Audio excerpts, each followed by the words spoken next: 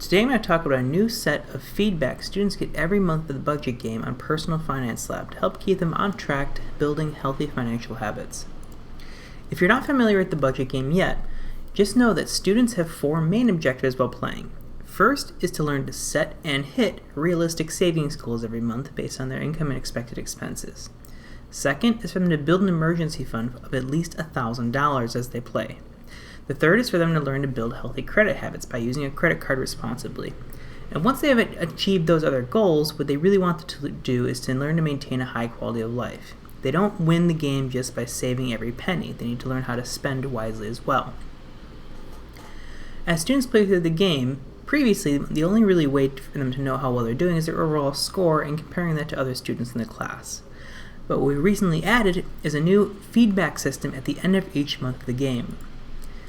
The new automatic feedback system that students have gives them feedback at the end of the month before they progress to the next month. It tells them how well they're doing towards their savings goal, how well they're completing their monthly savings goals, how well they're building their credit score, their progress towards their emergency fund, and any improvements they have in their quality of life. Here's what it would look like for a student.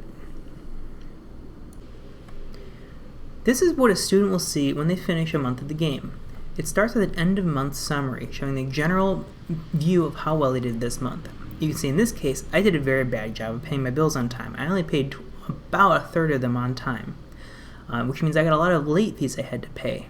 I didn't have any interest charged on my credit card, and I did earn a little bit of interest in my savings account. So what does this actually mean for a student? Maybe they see this information, but now we have feedback helping them to improve next month. First, I can see my savings goal. I had $0 to start with. I saved $240. As part of the game, I also happen to have a savings goal of $240, which means I hit my savings goal. I actually more than doubled it, and so I have a little bit of feedback here telling me what I did well. If I missed my savings goal, or if I had a particularly low savings goal, it would also give me feedback to help me revise my savings goal next month so I can continue to improve as I play the game. Next, I get some information on my credit score.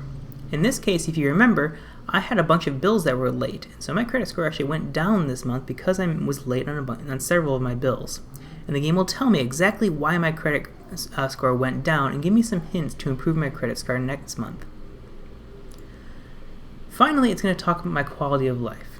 Now, the quality of life score is a bonus in the budgeting game where students earn points when they spend money on things that really make their life better. But we don't want to encourage students to be spending money if it's going to be at the cost of their emergency fund or their monthly savings goals. So before we talk about the quality of life, we remind them they really need to be focusing on building their $1,000 emergency fund. Now, a couple months later into the game, when I built my $1,000 emergency fund, now it's going to check how well did I do to my savings goal. If I also hit my savings goal, then it'll say, great, good job, you can build your quality of life, perhaps even spend a little bit more money in that bucket next month. But until I've reached my savings goals and built my emergency fund, it's going to remind me that, you know what, when you get options coming in the game where you have an opportunity to buy something nice, maybe hold off on that purchase until you have enough money saved up.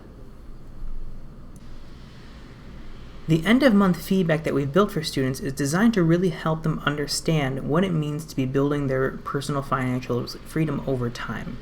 And so that means every month as they improve, the feedback they're going to get is going to give them helpful hints on how they're going to improve playing in the next month. That way they keep learning, they don't just kind of go through the game and end up 6 months later and wondering why they haven't saved up enough. It's a really strong, powerful way for them to learn as they play. So, happy learning, and if you have any questions about the feedback or any other issues with Personal Finance Lab for your class, feel free to contact us at support@personalfinancelab.com.